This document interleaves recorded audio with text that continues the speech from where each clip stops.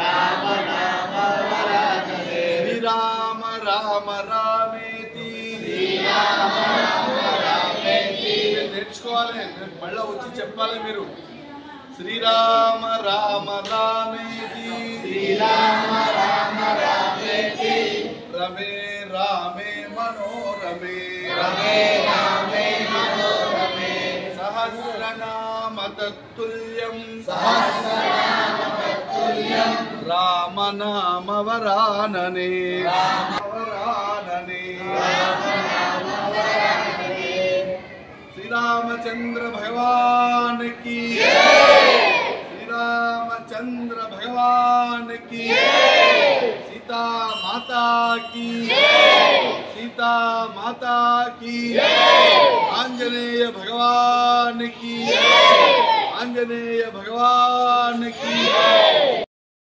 అనేక రకాలుగా రాళ్ళు పెడ్డలు మట్టి అనేక రకాలుగా క్లిష్టంగా ఉంటది కష్టంగా ఉంటది దాన్ని క్షేత్రము అంటారు భూమిని ఏమంటారు క్షేత్రమును క్షేత్ర పాలకుడు అంటే భూమి యొక్క యజమాని ఆయన ఏం చేస్తాడు భూమిని కష్టపడి దున్నుతాడు దున్నితే రాళ్లనన్నిటిని పెడ్డలన్నిటిని కూడా వింటున్నారా పికిలించి అదంతా కూడా సమతలంగా చేసి చక్కగా తయారు చేస్తాడు ఆ చేసినటువంటి దాన్ని మళ్ళా నీళ్లు పెడతాడు నారు పోస్తాడు శుభ్రంగా దాన్ని ఏం చేస్తాడు పంట వేస్తాడు ఆ పంట వేస్తే ఏమైతుంది చక్కగా వరి పంట వచ్చింది అనుకుందాం పంట పండింది ఊరికేనే అన్నం అయిందా బియ్యం అయినాయా ఏం చేసినాము వాటిని కోసినాము కొట్టినాము ఎండబోసినాము రోట్లో వేసినాము దంచినాము అవునా దంచితే ఏమైంది పొట్టంతా పోయింది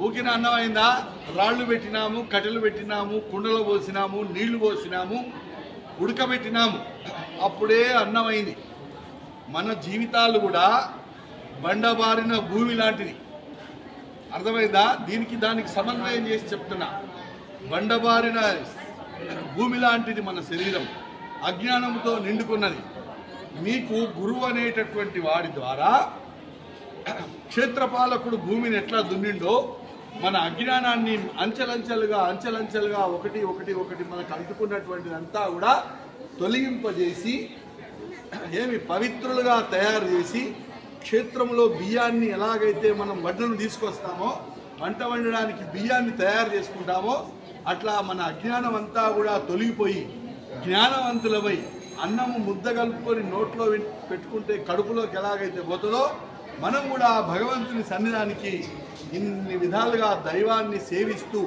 గురువు ద్వారా జ్ఞానాన్ని పొంది మనం గొప్పవాళ్ళుగా మారాలని చెప్పేసి మీకు శుభాశిస్సులు తెలియజేస్తూ ఈ యొక్క ఇరుముడి బంధాన్ని ఈ జ్యోతిర్ముడి బంధాన్ని మీకు కట్టి దైవ సన్నిధికి పంపుతూ ఉన్నాం భ్రమరాంబ మల్లికార్జున స్వామి దేవాలయం ఇది పురాతన క్షేత్రం దివ్యమైన భవ్యమైన క్షేత్రం ఈ క్షేత్రంలో ఆంజనేయ స్వామి క్షేత్రపాలకుడు భ్రమరాంబ మల్లికార్జున స్వామి దేవాలయానికి క్షేత్రపాలకుడు ఆంజనేయ స్వామి ఈ ఆంజనేయ స్వామి సామాన్యుడు కాదు జాగ్రత్త వినండి రోగి యోగి వాళ్ళు ఎవరయ్యా అంటే భోగి అనండి రోగి యోగి ఈ ముగ్గురికి కూడా నిద్ర రాదు ఎప్పుడు కూడా వాళ్ళు మేల్కొనే ఉంటారు నిజమా ఇప్పుడు మీరు అంతెవరు యోగులు 40 రోజుల దీక్షలో ఉన్నటువంటి యోగులు ఈ యోగులలో మీరే రోగి భోగి యోగి ఈ ముగ్గురులో ఎవరు గొప్పవాళ్ళు యోగి గొప్పవాడు ఎందుకయ్యా అంటే రోగి రోగముతో బాధపడుతూ వాడు నిద్రపోకుండా ఉంటాడు వాడికి ఎంతసేపటికి ఏం కావాలి బాధ ఉన్నది బాధ చేత నిద్రపోకుండా ఉంటాడు నిజమా అర్థమవుతుందా నా మాట తర్వాత భోగి అంటే సుఖాలను అనుభవించేవాడు ఏదో ఒక కోరిక ఉంటుంది వాడికి ఆ కోరికను ఎట్లా తీర్చుకోవాలి ఏ విధంగా చేయాలి నేను ఈ కోరిక తీర్చుకోవడంలో ఎట్లా అనేటటువంటి తపన చేత వాడు కూడా నిద్రపోడు మరి యోగి మీరు అంతా ఏం చేసినారు అసలు నిద్రపోకుండా రాత్రింబవళ్ళు కూడా ఆ భగవన్నామ స్మరణ చేస్తూనే జపం చేస్తూనే తపస్సు చేస్తూనే నిరంతరం కూడా నిద్రపోకుండానే ఉన్నారు నిజమా ఈ ముగ్గురులో ఎవరు గొప్పవాళ్ళయ్యా? ఎందుకు గొప్పవాడు? వాడు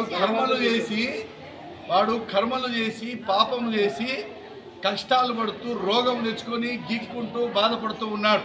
ఎవడు? రోగి. కోరికలు అనుభవించాలనే తపన చేత పాపము సంపాదించుకుంటున్నాడు భోగి. యోగి అనేవాడు భగవంతుని స్మరణ చేస్తూ పుణ్యము సంపాదించుకుంటున్నాడు. కనుక మీరు 40 రోజుల దీక్షలో ఎంతో భక్తితో రామనామాన్ని చేస్తూ ఆంజనేయ స్వామిని గౌరవిస్తూ పూజిస్తూ దీక్షలో ఉండి నిరంతరం ఏం చేశారు? ధ్యానం చేశారు. ఆ ధ్యానం వల్ల మీకు ఏమొస్తుంది? మోక్షం వస్తుంది, పుణ్యం వస్తుంది. ఈ పుణ్యం మీ కుటుంబానికి, మీకు సహకరించిన మీ భార్యలకి, మీ పిల్లలకి అందరికి కూడా లభిస్తుంది. అందుకే అన్నిట్లో ముఖ్యమైనది యోగి.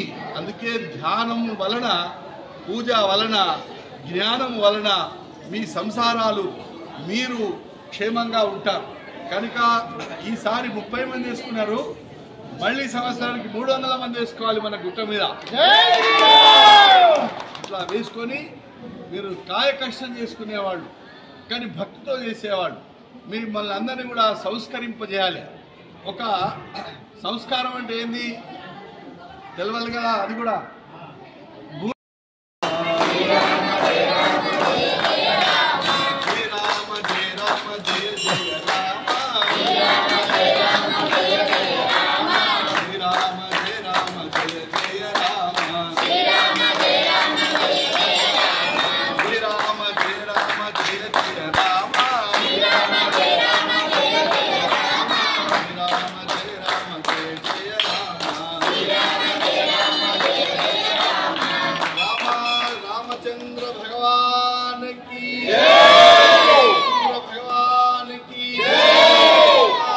रामचंद्र भगवान की नमः। पार्वती पतये हर हर महादेव। श्री गुरुभ्यो नमः। श्री भ्रमरांब मल्लिकार्जुन स्वामी सन्निधानम వీరంగూడ గుట్ట అమీన్పురం మండలం సంగారెడ్డి జిల్లాలో ఉన్నటువంటి శైవ క్షేత్రంలో భ్రమరాంబ మల్లికార్జున స్వామి ఆలయంలో ఆంజనేయ స్వామి దీక్షా భక్తులు ఎంతో వేల సంవత్సరాల నుండి ఈ పురాతనమైనటువంటి క్షేత్రంలో క్షేత్రపాలకుడుగా ఉన్నటువంటి ఆంజనేయ స్వామి వారిని కడు భక్తితో స్వామివారిని సేవిస్తూ ఈ హనుమత్ భక్తులందరూ కూడా ఒక దీక్షా కాలాన్ని ఏర్పాటు చేసుకొని భక్తితో శ్రద్ధతో ఈ స్వామివారిని సేవించి నిరంతరం హనుమత్ నామస్మరణతో ఈ ఆలయమంతా కూడా మారుమ్రోగుతూ వాళ్ళు కడు భక్తితో ఈ కార్యక్రమాలు, పూజా కార్యక్రమాలు నేటి వరకు ఆచరించి ఈ రోజున ఆ దీక్షా సంబంధమైనటువంటి ముడి, జ్యోతిర్ముడిని వారు కట్టుకొని ఇక్కడి నుండి భద్రాచలానికి వెళ్ళడం ఆనవాయితీగా పెట్టుకున్నారు. కొందరైతే కొండగట్టు అనేటటువంటి ఆంజనేయ స్వామి దగ్గరికి వెళుతూ ఉంటారు. వీరు మాత్రం భద్రాద్రి రాముడి దగ్గరికే వెళుతూ ఉన్నారు. కనుక ఈ ప్రకారంగా ఈ కార్యక్రమాలు కొనసాగిస్తూనే ఉన్నారు. నా పక్కన లింగయ్య స్వామి ఉన్నాడు. ఆయన 14 సంవత్సరాల నుండి ఈ హనుమత్ దీక్షతో ఉన్నాడు. ఒకరు, ఇద్దరు, ముగ్గురు, నలుగురితో చేసుకుంటూ వస్తూ ఉన్నటువంటి ఈ దీక్ష ఈ రోజున 30 మందితో ఈ కార్యక్రమాన్ని తీసుకుని వెళ్తూ ఉన్నారు. వీరందరూ కూడా ఎవరు దీక్షలో ఉండి స్మరణ చేస్తూ ఉన్నారో ఆ కుటుంబం మంగళకరంగా ఉంటుంది. దీక్షతో ఉన్న వాని యొక్క జన్మ ధన్యం, మంగళమయమై కుటుంబం అంతా కూడా మంగళకరంగా, చల్లగా, సుఖంగా, శాంతితో ఉంటారు. జీవితంలో ధనం ఎంతుంటే ఏమి లాభం? ఆనందంగా ఉండడం, శాంతితో ఉండడం ప్రధానం. అది కేవలం ఒక దైవభక్తి చేతనే, ఆధ్యాత్మిక చింతన చేతనే ఇవి వస్తాయి. వీళ్ళు నిజానికి కాయకష్టం చేసుకునేటటువంటి భక్తులు, అంటే మూఢ భక్తులు. వీళ్ళల్లో ఏ భక్తి తత్వము కుదిరితే ఇంకా వాళ్ళు ఆ భగవంతుని మరవకుండా శ్రద్ధతో గురువులు చెప్పినటువంటి ప్రతి మాటను కూడా ఆలకించి అద్భుతంగా అవి ఆచరిస్తూ వాళ్ళ జీవిత సాఫల్యానికి దోహదపడుతుంది కనుక దాన్ని ఖచ్చితంగా వీళ్ళు ఆచరిస్తారు అని నేను ఇక్కడ వీళ్ళకు మాల వేసిన సందర్భంగా ఈ దీక్షలో వీళ్ళకు రోజువారీగా మా సన్నిధానంలో ఉండి చేస్తే చూసినటువంటి వ్యక్తిగా వాళ్ళకు నా వంతు సహకారాన్ని సలహాలను వాళ్ళకి ఇస్తూ ముందుకు తీసుకుపోతూ ఉన్నాను. ఇదే ప్రకారంగా వాళ్ళందరూ కూడా మంగళప్రదంగా ఇంకా వీళ్ళు కొనసాగిస్తూ ప్రతి సంవత్సరం కూడా కుటుంబాల వారీగా వాళ్ళు ఈ దీక్షాబద్ధులుగా చేస్తూ ఆచరిస్తూ వీళ్ళందరూ సుఖంగా ఉండాలని ప్రతి సంవత్సరం ఇలాగే చేయాలని ఆ హనుమంతుడు, శ్రీరాముడు, సీతాదేవి, ఆ పార్వతీ పరమేశ్వరుల యొక్క చల్లని దీవెనలు వీళ్ళకు ఉండాలని నేను కోరుతూ శతమానం భవతి శతాయు పురుష శతేంద్రియ ఆయు సేవేంద్రియే ప్రతిష్టతి అని వీళ్ళకు శుభాశిస్సులు తెలియజేస్తూ శుభం. మంజూర్ నగర్ రోడ్ నెంబర్ 1 అమ్లీపూర్ మండలం. మేము 2007 నుంచి స్టార్ట్ చేసినాం. ఫస్ట్ 15 మందితో స్టార్ట్ చేసినాం. ఇప్పుడు ఏటకు భక్తులం 20 మంది, 30 మంది, 40 మంది, 50 మంది అవుతున్నాం. మాకు ఆ మాలేసిన కాంచని మాకు, మా పిల్లలకు, మా కుటుంబానికి అందరికీ మంచిగా అనిపిస్తుంది. ఇంకా భక్తులు మంచి పెరుగుతున్నాం.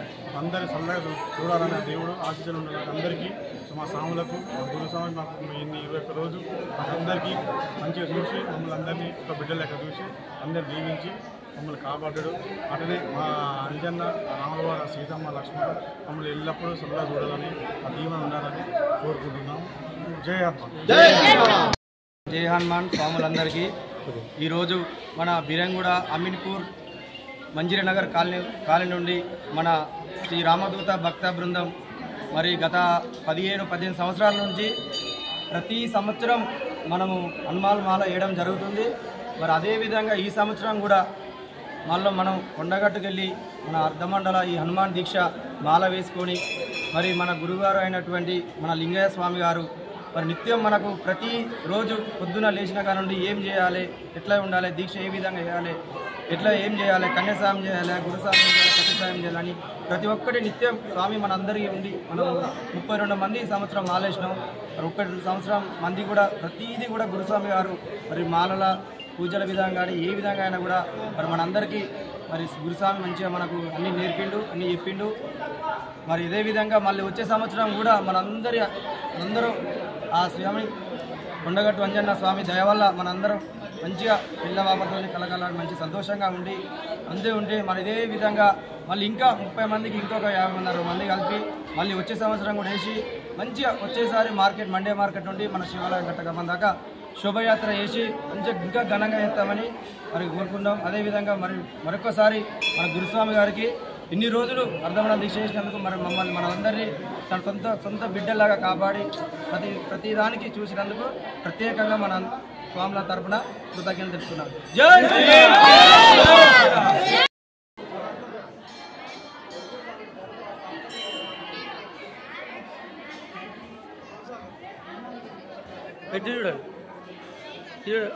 రైట్.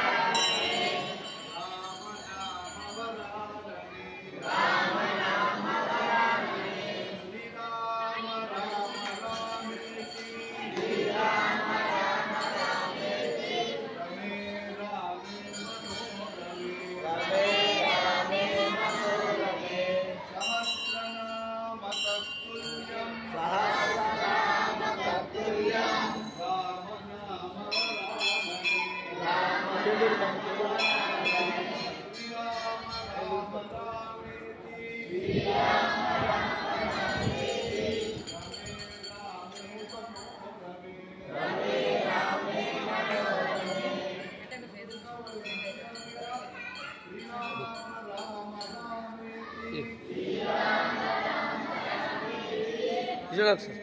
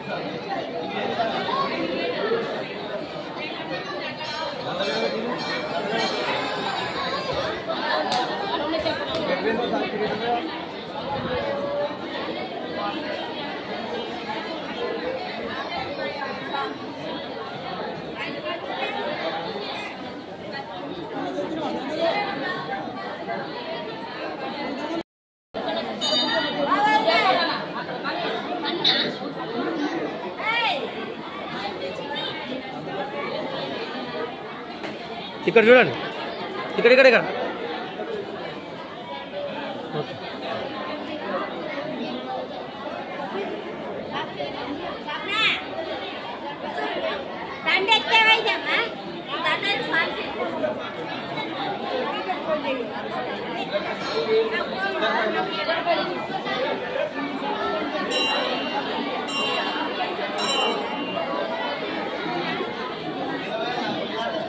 बोलो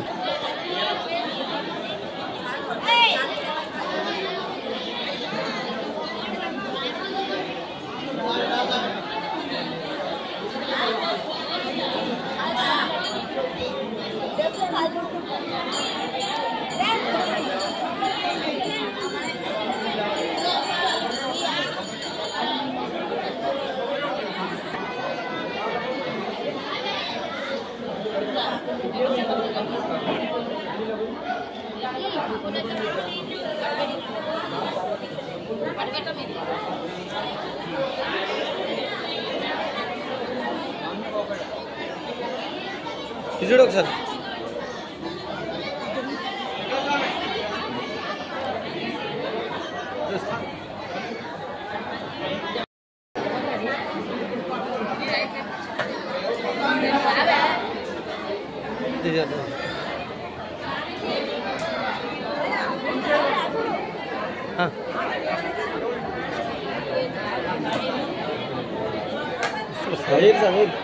ఏండి ఏండి వేస్తుండండి, మస్తు గ్రూపులో వేసుకుంటాను ఇక్కడ కంటిన్యూ కవర్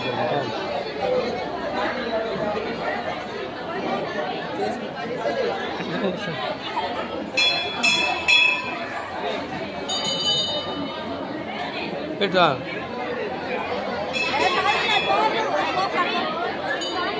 కాలు కూడా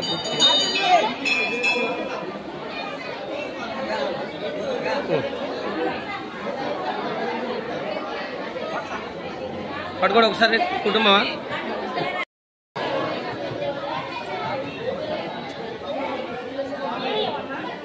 ఇది చూడమ్మా, ఇది చూడ ఒకసారి రైట్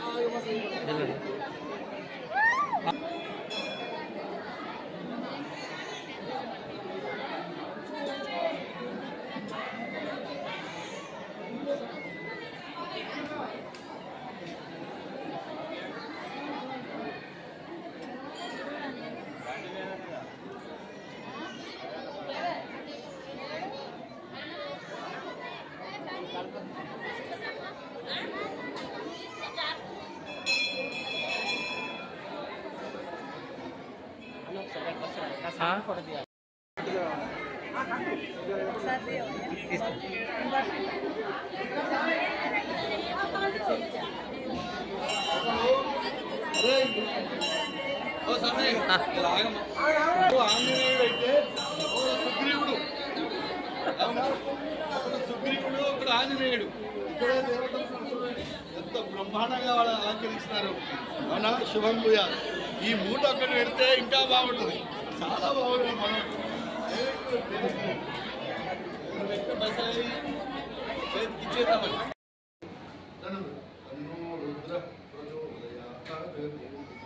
ఈశాన సర్వ విద్యానాం ఈశ్వర సర్వభూతానాం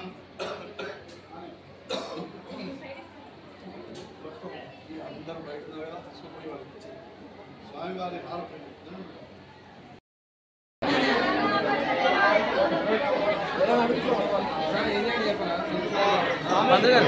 స్వామి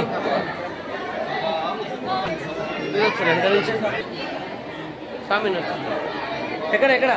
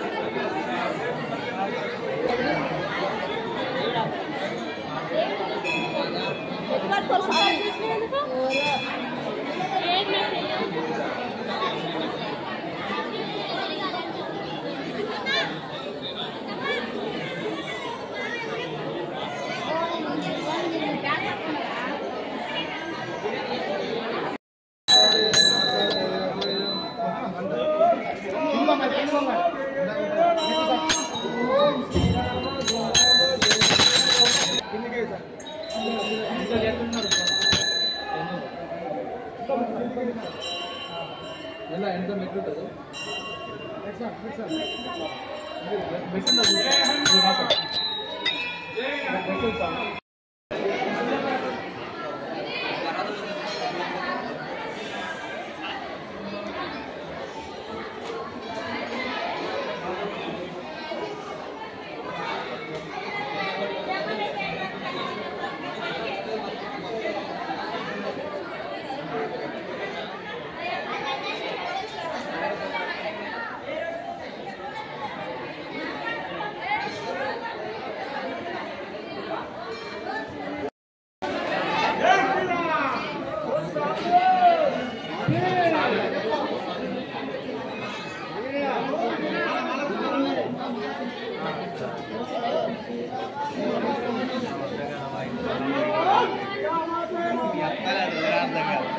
సాయి అన్నాడు ఎవరైనా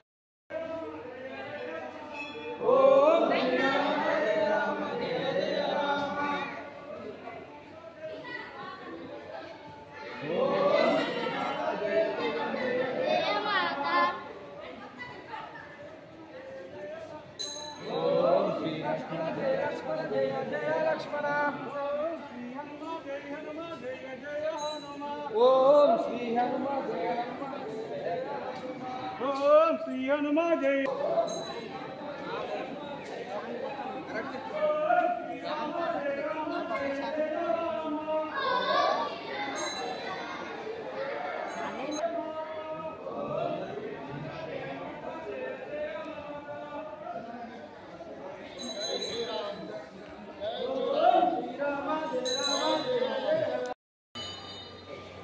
జై శ్రీరామ్ జై శ్రీరామ్ జై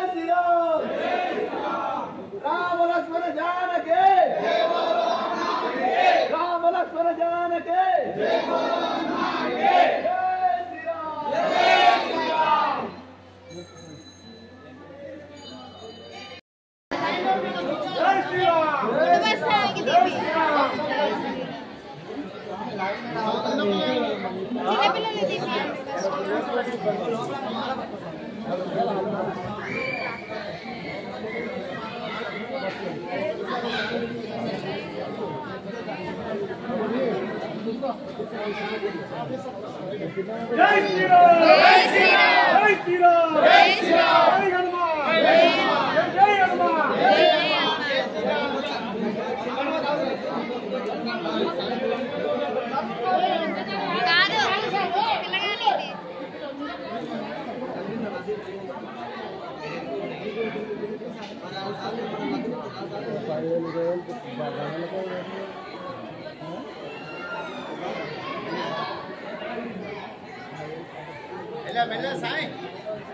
మీరు ఎంత రేపు రేపు మీరు ఎంతమంది మీరు ఒక్కలేనా మా టీమే వాళ్ళు వేసుకోవాలి మళ్ళీ గుంటాలు వేసుకోవాలి ఆ పుణ్యం అలాగే కావాలి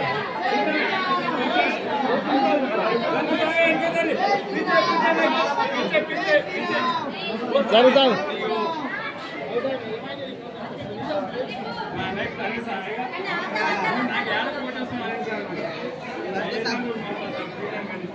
ముత్తూరు సాములు నీళ్ళు లేక ఇవ్వాలి తీసినప్పుడు ఇబ్బంది అవుతుంది జాగ్రత్త సాయి మళ్ళీ వేసుకోవాలి సాయి జై హనుమా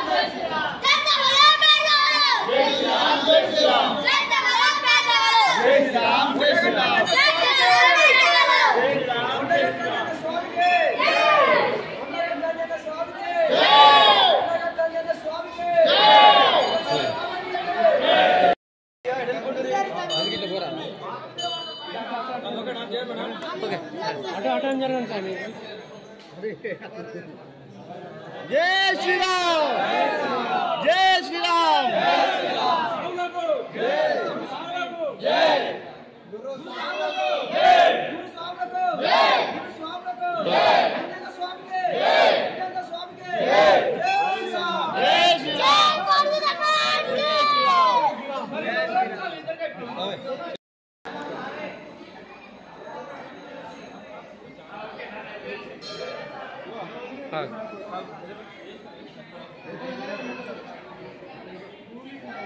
ఒక్క నిమిషం మీరున్నా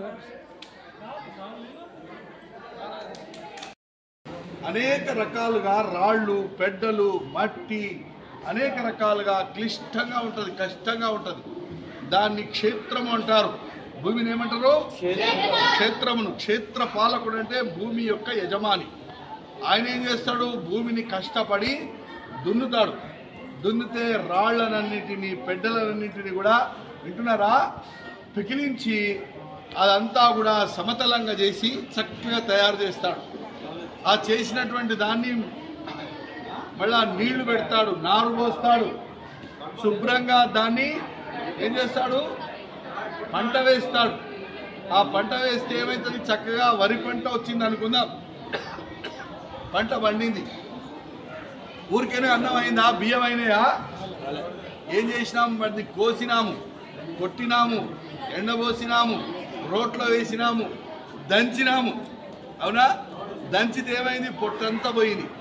ఊకిన అన్నం అయిందా? రాళ్ళు పెట్టినాము, కట్టెలు పెట్టినాము, కుండలో పోసినాము, నీళ్లు పోసినాము, ఉడకబెట్టినాము, అప్పుడే అన్నం అయింది.